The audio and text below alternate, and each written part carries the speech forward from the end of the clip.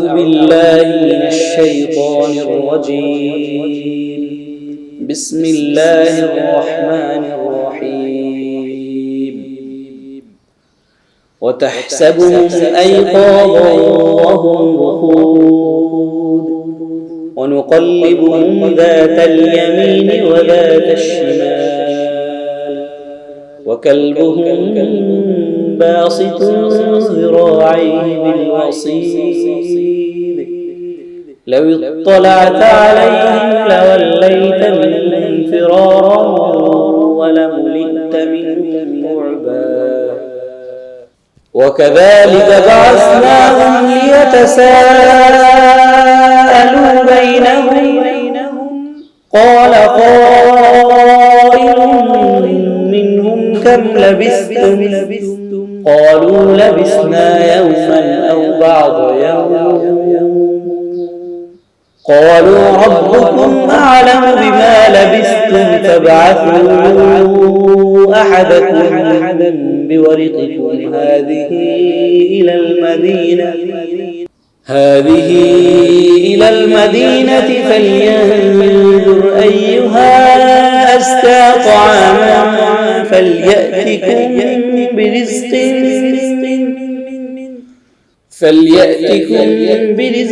منه وليتلطف ولا يشعرن بكم أحدا إنهم إن يظهروا عليكم يرجموكم أو يعيدوكم في ملتهم ولن تفلحوا إذا أبدا.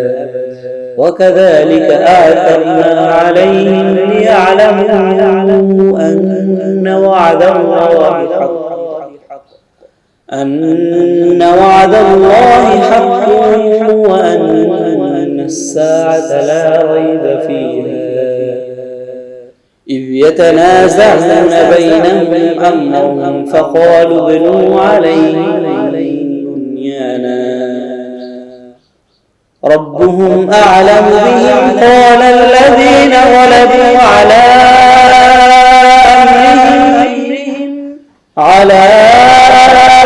أمرهم لنتخذن عليهم مسجدا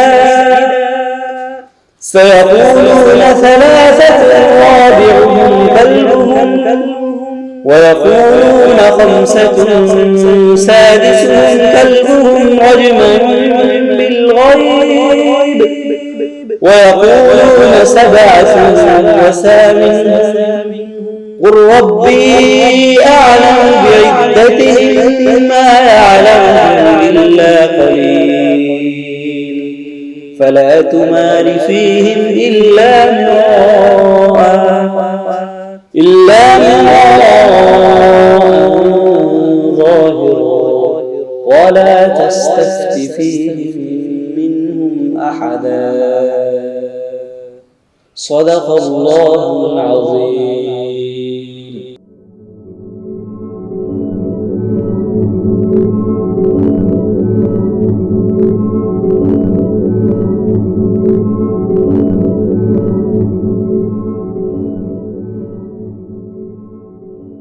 السلام عليكم ورحمة الله. إن الحمد لله والصلاة والسلام على رسول الله وبعد. সুপ্রিয় রোজাদার ভাই ও বোনেরা, পৃথিবীর যে প্রান্ত থেকে আমরা এই অনুষ্ঠান দেখছি, বরকতময় রমাদানের অনুষ্ঠানে সকলকে স্বাগত জানিয়ে আজকের এই অনুষ্ঠান আমরা এখনই শুরু করব। অনুষ্ঠানের শুরুতেই আমরা একটি ইসলামিক গান শুনে নেব। একটি মনোমুগ্ধকর ইসলামী সঙ্গীত এখন পরিবেশিত হবে। শুনব একটি ইসলামী সঙ্গীত।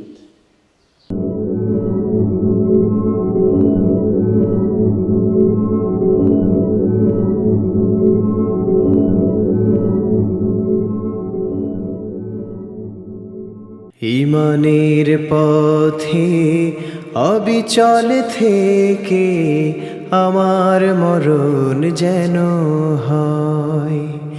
ঈমানের পথে অবিচল থেকে আমার মরণ যেন তোমারই কাছে মিনতি আমার, তোমারই কাছে মিনতি আমার, মহামহিম দয়াময়।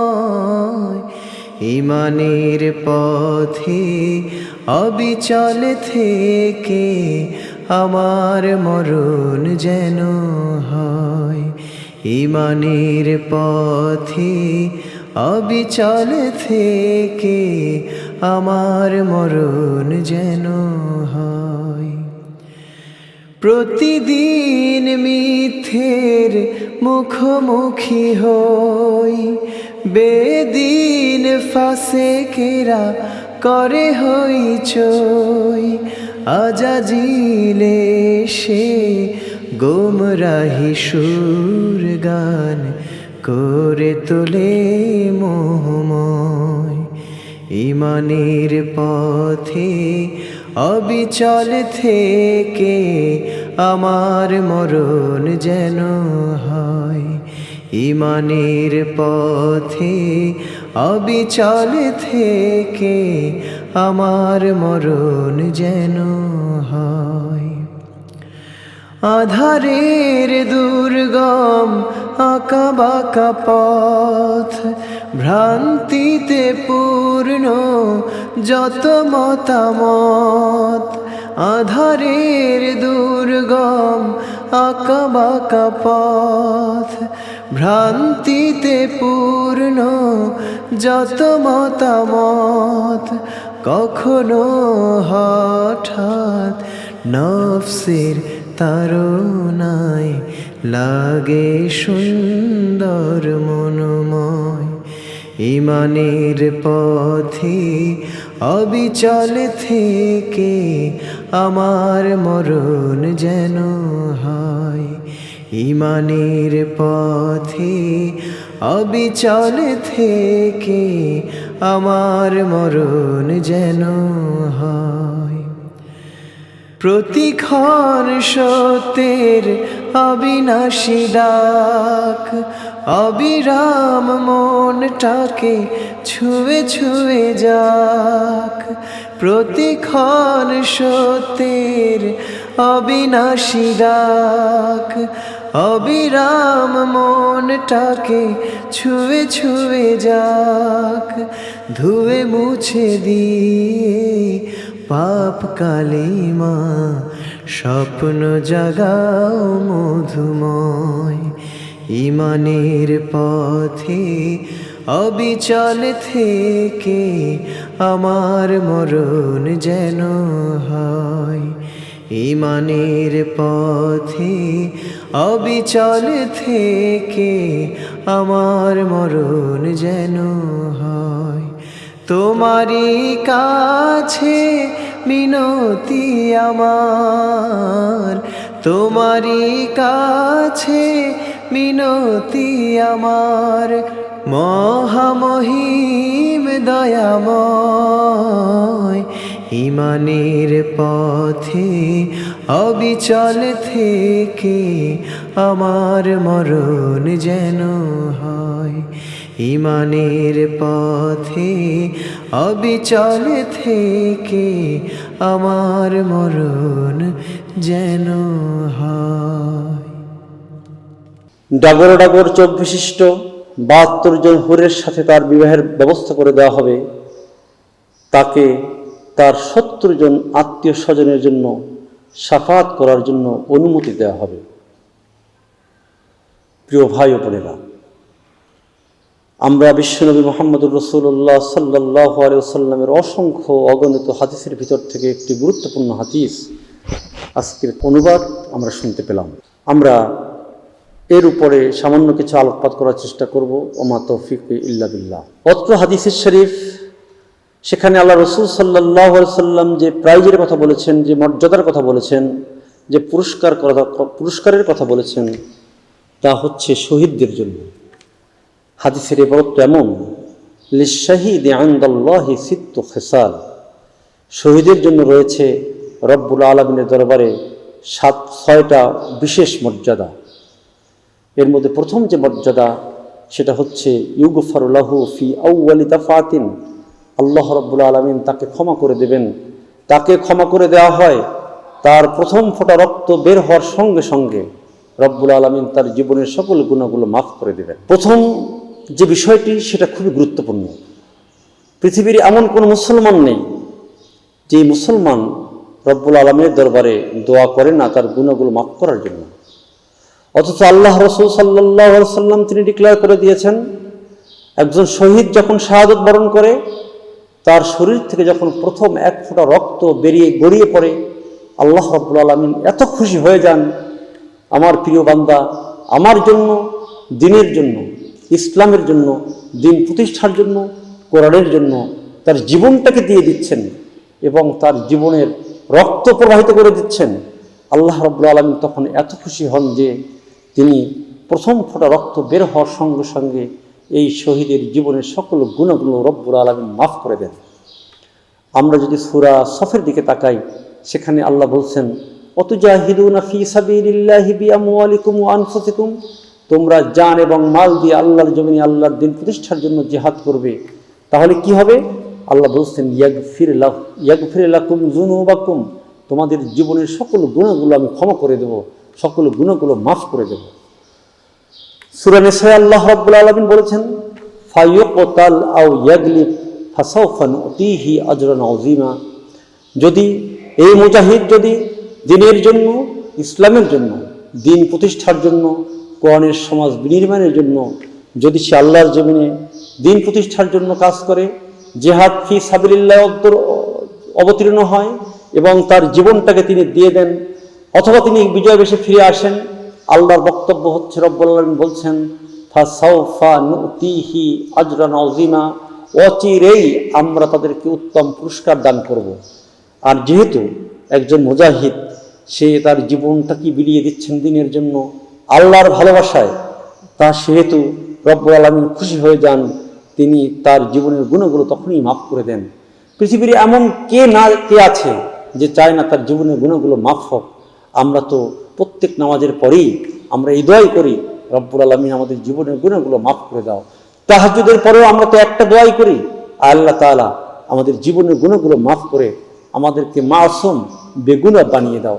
আর রাসূলুল্লাহ সাল্লাল্লাহু আলাইহি ওয়াসাল্লাম জানিয়ে দিয়েছেন, তোমরা সেই গুণগুলো মাফ চাও, তোমরা জীবনের সকল গুণগুলো মাফ করাতে চাও, তাহলে তোমাদের জন্য সবচেয়ে বড় পন্থা হচ্ছে, সবচেয়ে উত্তম পন্থা হচ্ছে, তুমি যদি শহীদ হতে পারো অথবা জিহাদ ফি সাবিলিল্লাহ অংশগ্রহণ করতে পারো, তাহলে আল্লাহর বক্তব্য হচ্ছে ফায়ুকতাল আও ইয়াগলিব, যদি তুমি শহীদ হয়ে যাও, রব্বুল আলামিন সবাইকে শহীদ করতে পারবেন না, সবাইকে শহীদ করবেন না। তুমি যদি শহীদ হয়ে যাও আলহামদুলিল্লাহ, আর যদি তুমি শহীদ নাও যদি হও, তুমি যদি বিজয় বেশে ফিরেও যদি আসো, তাহলে আল্লাহ ওয়াদা করছেন, ফাসাউফা নুতিহি আজরান আযীমা, অচিরেই আমি তোমাদেরকে উত্তম পুরস্কার দান করব। আর রাসূলুল্লাহ সাল্লাল্লাহু আলাইহি সাল্লাম শহীদের যে মর্যাদা বর্ণনা করেছেন তার মধ্যে প্রথম মর্যাদার কথাই তিনি বলেছেন, ইউগফারু লাহু ফি আউয়ালি দাফাতিন, আল্লাহ রাব্বুল আলামিন শহীদের প্রথম ফোঁটা রক্ত বের হওয়ার সঙ্গে সঙ্গে তার জীবনের সকল গুনাহ মাফ করে দেন। আল্লাহু আকবার! কত বড় মর্যাদার কথা আল্লাহ এখানে বলেছেন, এর চেয়ে বড় কোনো মর্যাদা পৃথিবীতে হতে পারে না। এরপরে 2 নম্বর বলা হয়েছে, ওয়ায়ুরা মাকআদাহু মিনাল জান্নাহ, আল্লাহ রাব্বুল আলামিন এই শহীদকে পৃথিবী থেকেই তাকে জান্নাতে তার মাকাম দেখিয়ে দেন।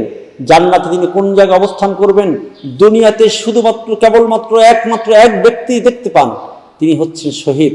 আমরা হয়তো দুনিয়াতে দেখছি তাকে পিটিয়ে পিটিয়ে হত্যা করা হচ্ছে, তাকে ফাঁসি দেওয়া হচ্ছে, তাকে গুলি করা হচ্ছে, কিন্তু ঠিক তখন রব্বুল আলামিন তার সামনে জান্নাতটাকে তুলে ধরার জন্য ফেরেশতাকে নির্দেশ দেন, ফেরেশতা তার সামনে জান্নাতটাকে তুলে ধরেন এবং জান্নাতে কোথায় তিনি থাকবেন, তার অবস্থানটা কোন জায়গায় হবে, দুনিয়াতে বসেই তিনি দেখতে পান।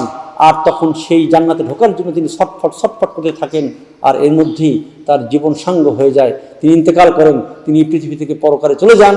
আর তখন রব্বুল আলামিন এই দুনিয়াতে বসেই এক ব্যক্তিকেই জান্নাতটাকে দেখিয়ে দেন, আর তিনি হচ্ছে শহীদ।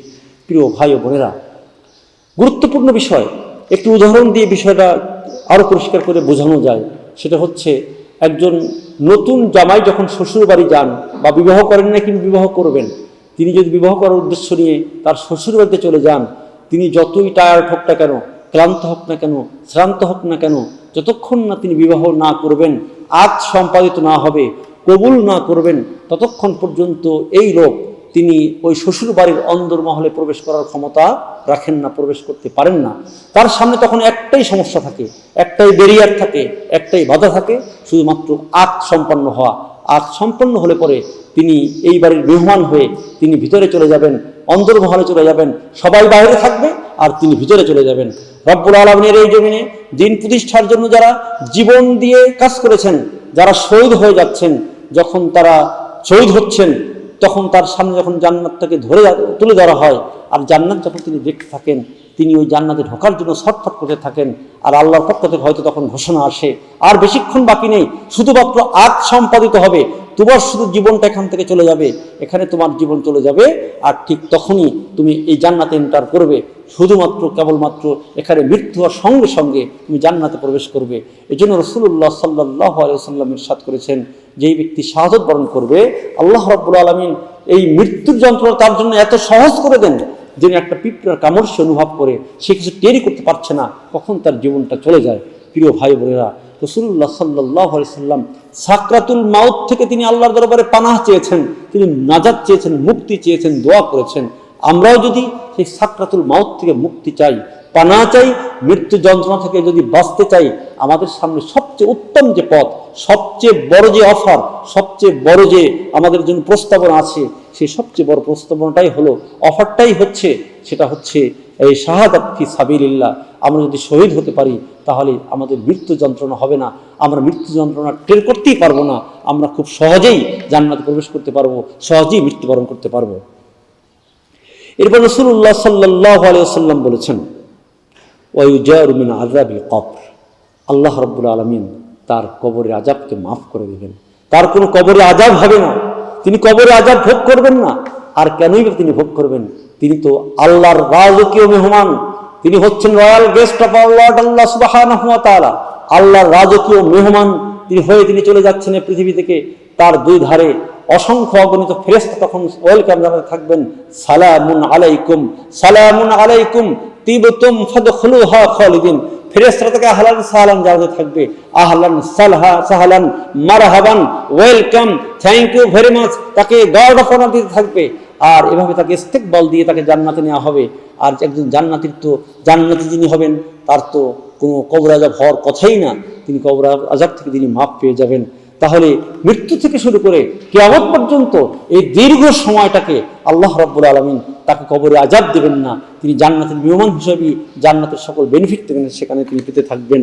নাম্বার 4, রাসূলুল্লাহ সাল্লাল্লাহু আলাইহি ওয়াসাল্লাম বলেছেন, ওয়ায়ামানু মিনাল ফাজহাইল আকবার, এবং এই ব্যক্তিকে আল্লাহ রাব্বুল আলামিন জান্নাতে প্রবেশ করার আগ পর্যন্ত যত রকমের বড় বড় বিপদ মুসিবত এবং যত রকমের ঘটনা দুর্ঘটনাগুলো থাকবে, এই সকল দুর্ঘটনা থেকে, সকল মুসিবত থেকে রব্বুল আলামিন তাকে নাজাত দিয়ে দেবেন, পরিত্রাণ দিয়ে দেবেন। একবার আয়েশা সিদ্দিকা রাদিয়াল্লাহু তাআলা আনহা রাসূলুল্লাহ সাল্লাল্লাহু আলাইহি ওয়াসাল্লামের সামনে উপস্থিত ছিলেন। হঠাৎ করে জাহান্নাম সম্পর্কে আয়েশা রাদিয়াল্লাহু তাআলা আনহা চিন্তা করে তিনি কেঁদে ফেললেন। রাসূলুল্লাহ সাল্লাল্লাহু আলাইহি ওয়াসাল্লাম যখন দেখলেন আয়েশা কাঁদছেন, তখন রাসূল বললেন, লিমাযা তাবকি ইয়া আয়েশা, তুমি কেন কান্না করলে, তুমি কাঁদলে কেন? তখন আয়েশা রাদিয়াল্লাহু তাআলা আনহা বললেন, যাকারতুন নার ফাবাকাইতু, ওগো বিশ্বনবী, ও নবী মুহাম্মদুর রাসূলুল্লাহ সাল্লাল্লাহু আলাইহি ওয়াসাল্লাম, আমি জাহান্নাম সম্পর্কে চিন্তা করলাম এবং জাহান্নামের ভয়াবহতা দেখে চিন্তা করে আমি কেঁদে ফেললাম। এক পর্যায়ে রাসূলুল্লাহ সাল্লাল্লাহু আলাইহি ওয়াসাল্লাম এর কাছে তার প্রিয় স্ত্রী আয়েশা সিদ্দিকা রাদিয়াল্লাহু তাআলা আনহা বললেন, হাল তাযকুরুনা আহলিকুম ইলা ইয়াউমিল কিয়ামাতি ইয়া রাসূলুল্লাহ, ওগো নবী, আপনি কি কিয়ামতের কঠিন হাসরের দিনে, কিয়ামতের ময়দানে আপনি কি আপনার প্রিয়তমা স্ত্রী, আপনার পরিবার পরিজনের কথা কি মনে রাখবেন, না আমাদেরকে ভুলে যাবেন? আল্লাহ রাসূল সাল্লাল্লাহু আলাইহি ওয়াসাল্লাম তখন তিনি বললেন, আয়েশা, আম্মা ফি সালাসাতি মাওয়াতিনি ফালা ইয়াযকুরু আহাদুন আহাদা, ও আয়েশা, কিয়ামতের ময়দানে 3টি জায়গা এমন কঠিন হবে, এত মারাত্মক হবে যে সেই 3 জায়গায় পৃথিবীর কোনো মানুষের কথা চিন্তাই করতে পারবে না। 1 নম্বর হচ্ছে আইন্দাল কিতাব, যখন কিতাব দেওয়া হবে, যখন আমলনামা দেওয়া হবে, এই আমলনামা সেই ব্যক্তি ডান হাতে পাবে না বাম হাতে পাবে, এই টেনশনে তিনি এত বিভোর থাকবেন, পৃথিবীর কোনো মানুষ সেই কথা চিন্তা করতে পারবে না, অন্য কোনো মানুষের কথা সে ভাবতেও পারবে না। আর রাসূলুল্লাহ সাল্লাল্লাহু আলাইহি ওয়াসাল্লাম এই হাদিসের মধ্যে বলে দিয়েছেন যে তিনি ওয়ায়ামানু মিনাল ফাজাইল আকবার, এই যে বিপদ থেকে আল্লাহ রাব্বুল আলামিন তাকে মাফ করে দেবেন। এরপর রাসূলুল্লাহ বলেছেন, এবং যখন ওই মিজান কায়েম করা হবে, দাড়িপাল্লা স্থাপন করা হবে, তখন তার এই মিজানে, তার দাড়িপাল্লায়, তার নেকের দাড়িপাল্লায় তার নেকের পাল্লাটা কি ভারী হবে না হালকা হবে, এই টেনশনে সে এত বিভোর থাকবে, সে পৃথিবীর কোনো মানুষের কথা চিন্তাই করতে পারবে না। আল্লাহ রাসূল সাল্লাল্লাহু আলাইহি ওয়াসাল্লাম এখানে আমাদেরকে সাধুবাদ জানিয়েছেন, সুসংবাদ জানিয়েছেন এভাবে, ওয়ায়ামানু মিনাল ফাজাইল আকবার, আল্লাহ রাব্বুল আলামিন তাকে সকল বিপদ থেকে হেফাজত করবে, মাহফুজ করবে। তাহলে ওই অবস্থায়ও একজন শহীদকে তখন তাকে কোনো টেনশন পাওয়াতে হবে না।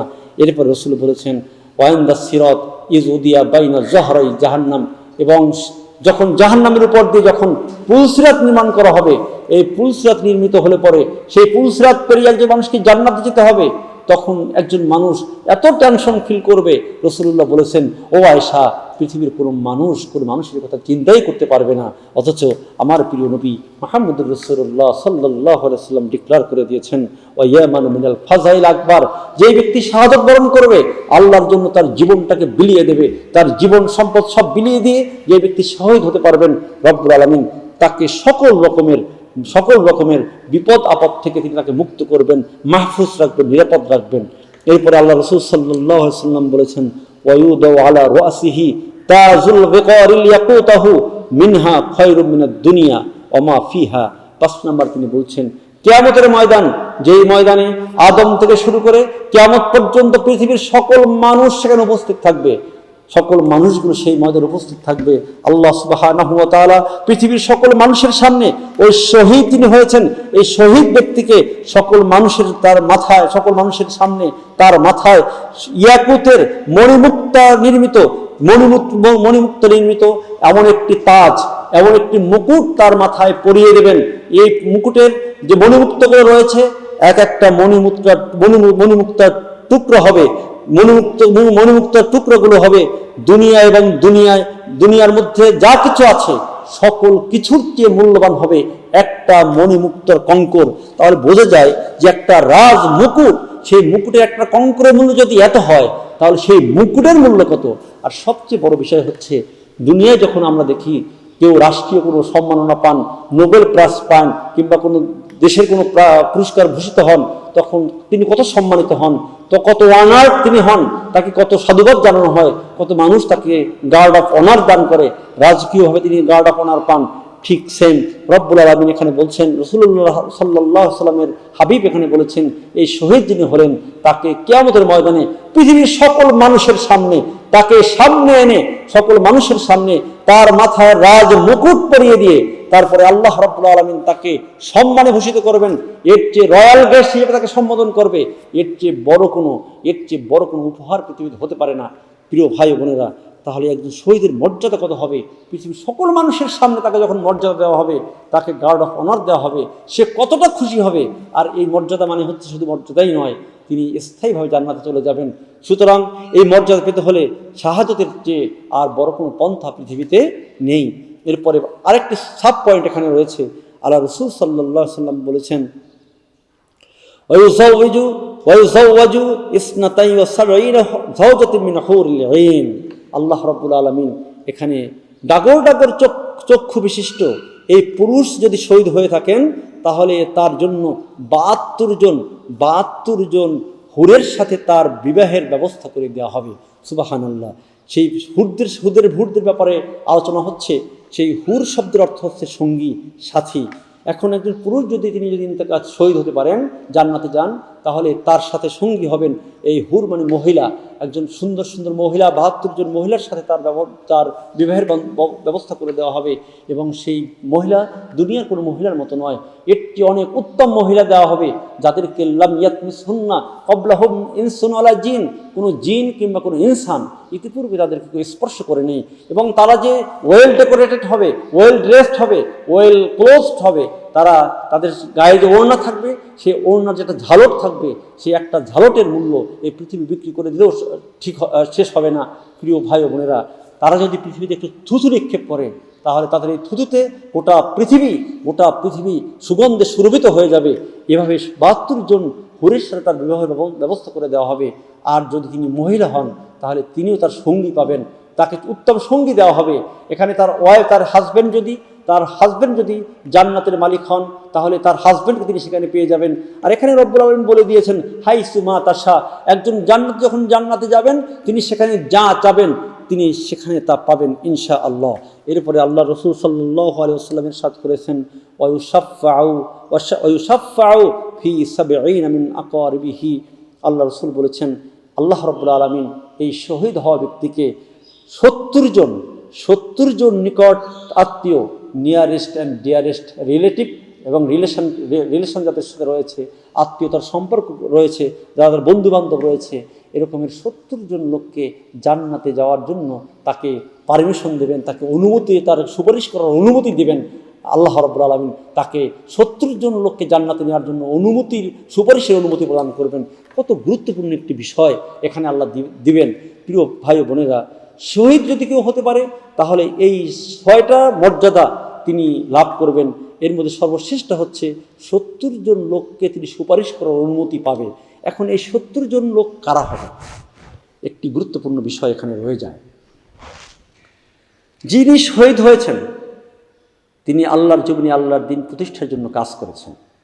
এমন ঘটনাও হতে পারে হয়তোবা তার প্রিয় স্ত্রী তার এই কাজের সহযোগী ছিল না। আবার এমনও হতে পারে তার অনেক দূরের কোনো লোক, তার সাথে কোনো রিলেশন নেই, কোনো সম্পর্ক নেই, কিন্তু দিনের এই আন্দোলনে, দিনের এই কাজে তিনি তার হেল্পিং হ্যান্ড ছিলেন।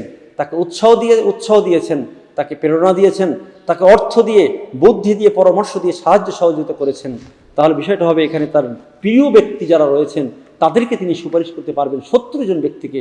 তাহলে বিষয়টা এমন হতে পারে হযরতে নূহ আলাইহিস সালামের ছেলে যেভাবে তিনি তার বাবার সাথে ঈমান আনেননি, সে কাফের ছিল, সে নূহ আলাইহিস সালামের সাথে তার তরিতে তিনি উঠতে পারেননি।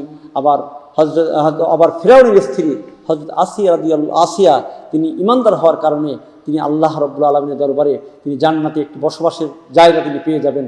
তাহলে ফিরআউনের স্ত্রী হয়ে জান্নাতে যেতে পারেন, আবার নবীর সন্তান হয়েও কেউ জান্নাতে যেতে নাও পারেন। তার শহীদ কেউ হয়ে গেলেই তার নিয়ারেস্ট এবং ডিয়ারেস্ট বলতে রক্তের সম্পর্ক এখানে বোঝাবে না, বরং তার এই দিনের কাজে যেই ব্যক্তি তাকে সবচেয়ে বেশি হেল্প করেছে, সাহায্য সহযোগিতা করেছেন, তিনি এখানে ধর্তব্য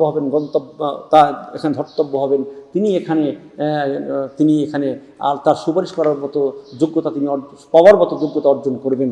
সুতরাং আমি এখান থেকে বলতে চাই, আজকের আল্লাহর জমিনে আল্লাহর দিন কায়েমের জন্য যারা কাজ করছেন, আমি হয়তো সেখানে ময়দানে প্রপারলি কাজ করতে পারছি না, বিভিন্ন রকমের ব্যারিয়ার হয়তো আমার সামনে আছে। নাম্বার 1, আমাকে সেই ব্যারিয়ারগুলোকে ওভারকাম করে আমাকেই সেই জিহাদের ময়দানে শহীদ হওয়ার জন্য ময়দানে এগিয়ে আসতে হবে। আর যদি আমি সেটা নাও যদি পারি, তাহলে যারা এই ময়দানে এই কাজ করার জন্য তৎপর, যারা আল্লাহর জমিনে আল্লাহর দিন প্রতিষ্ঠার জন্য জীবনকে বাজি রেখে ময়দানে কাজ করছেন, আমি কি পারি না তাকে উৎসাহ দিতে? আমি কি পারি না তাকে হেল্প করতে? আমি কি তাকে বুদ্ধি দিয়ে, পরামর্শ দিয়ে, অর্থ দিয়ে, সাহস দিয়ে, তাকে প্রেরণা দিয়ে তাকে আমি তার এই কাজে আরও এগিয়ে নিতে পারি? এটা আমার পক্ষে সম্ভব। যদি আমি এতটুকু কাজ যদি করতে পারি, মুহাম্মদ রাসূলুল্লাহ সাল্লাল্লাহু আলাইহি ওয়াসাল্লাম বলেছেন, তাহলে ওই ব্যক্তি যখন তিনি জান্নাতে চলে যাবেন তখন তার একটা সুপারিশের কারণে রব্বুল আলামিন হয়তো আমাকে ক্ষমা করে তার সাথে জান্নাতে যাওয়ার মতো ব্যবস্থা আমাকে করে দেবেন। সুতরাং আসুন, আল্লাহ রাসূল সাল্লাল্লাহু আলাইহি ওয়াসাল্লাম এই যে শাহাদাতের মর্যাদার কথা বললেন, আমরা যেন সবাই সেই শাহাদাতের মর্যাদা অর্জন করার জন্য কাজ করতে পারি। রাসূলুল্লাহ সাল্লাল্লাহু আলাইহি ওয়াসাল্লাম অন্যত্র বলেছেন, যেই ব্যক্তি শাহাদাতে তামান্না করবে, শহীদ হওয়ার জন্য সে আকাঙ্ক্ষা রাখবে, দীপ্ত উদ্দীপনা নিয়ে কাজ করবে, তিনি যদি ময়দানে শহীদ যদি হন, আর তার মনে যদি আকাঙ্ক্ষা থাকে, আর যদি তিনি কাজে তৎপর থাকেন, আর সেই ব্যক্তি যদি তার বিছানায় যদি ইন্তেকাল করেন, রব্বুল আলামিন তাকে শাহাদাতের মর্যাদা দান করবেন। সুতরাং আসুন, রব্বুল আলামিনের পৃথিবী থেকে তার কোন ফুলটাকে তিনি গ্রহণ করবেন, কোন ফুলটাকে তিনি চয়েস করে আগে নিয়ে যাবেন, তিনি শহীদ করবেন, এটা তার একান্ত নিছক তারই ব্যাপার। আমি ইচ্ছা করলেই শহীদ হতে পারবো না, আপনি ইচ্ছা করলেই শহীদ হতে পারবেন না। তবে আমরা যদি ময়দানে তৎপর থাকি, আল্লাহর দিনের জন্য কাজ করি, কোনো নিন্দুকের নিন্দা কিংবা কোনো ভয়ে যদি আমাকে ভয় যদি আমরা না পেয়ে সামনের দিকে অগ্রসর হই, আল্লাহ হয়তো আমাকে শাহাদাতের মর্যাদা দুনিয়াতে যদি নাও যদি দেন, আর যদি আমি বিছানায় পড়েও যদি ইন্তেকাল করি, তাহলেও রব্বুল আলমিনের বন্ধু মুহাম্মদুর রাসূলুল্লাহ ডিক্লারেশন অনুযায়ী আমি শাহাদাতের মর্যাদা পাবো। আল্লাহ আমাদেরকে আল্লাহর জমিনে আল্লাহর দিন প্রতিষ্ঠার জন্য, শহীদ হওয়ার জন্য তৌফিক দান করুক। আল্লাহ রব্বুল আলমিন তার জমিনে তার দিন প্রতিষ্ঠার জন্য যারা শাহাদত বরণ করেছেন তাদের সাথে আমাদেরকে কবুল করে নিন। আমরা যেন যারা এই দিন প্রতিষ্ঠার জন্য কাজ করছেন আল্লাহর জমিনে তাদের সহযোগ হতে পারি। যারা কাজ করছেন তাদেরকে সাহস দিয়ে, সম্পদ দিয়ে, টাকা পয়সা দিয়ে, বুদ্ধি দিয়ে, পরামর্শ দিয়ে তাদের হেল্পিং হ্যান্ড হয়ে কাজ করতে পারি। সেভাবেই আল্লাহ আমাদেরকে তৌফিক দান করুক। সুবহানাকাল্লাহুম্মা বিহামদিকা আশহাদু আল্লা ইলাহা ইল্লা আনতা আস্তাগফিরুকা ওয়া আতুবু ইলাইক।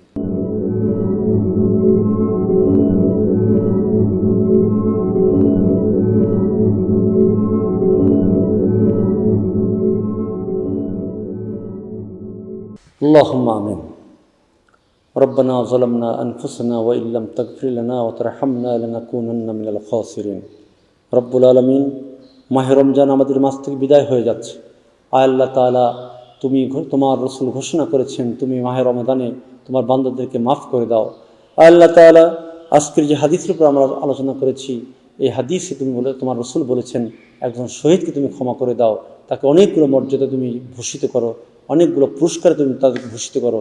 আয় আল্লাহ তাআলা, তুমি আমাদেরকেও তোমার জমিনে তোমার দিন প্রতিষ্ঠার আন্দোলনে সামিল রেখে আমাদেরকে শাহাদাতের মর্যাদা দান করো রব্বুল আলামিন। আয় আল্লাহ, আমরা যেন সবাই তোমার দিনের জন্য কাজ করতে পারি, তোমার কোরআনের জন্য কাজ করতে পারি, তোমার জমিনে তোমার দিন প্রতিষ্ঠার মুজাহিদ হিসেবে ভূমিকা পালন করতে পারি, সেই তৌফিক আমাদেরকে দান করো। তুমি আমাদের সবাইকে কবুল আর মঞ্জুর করো। সুবহানা রাব্বিকা রাব্বিল ইজ্জাতি আম্মা ইয়াসিফুন ওয়া সালামুন আলাল মুরসালিন আলহামদুলিল্লাহি রাব্বিল আলামিন।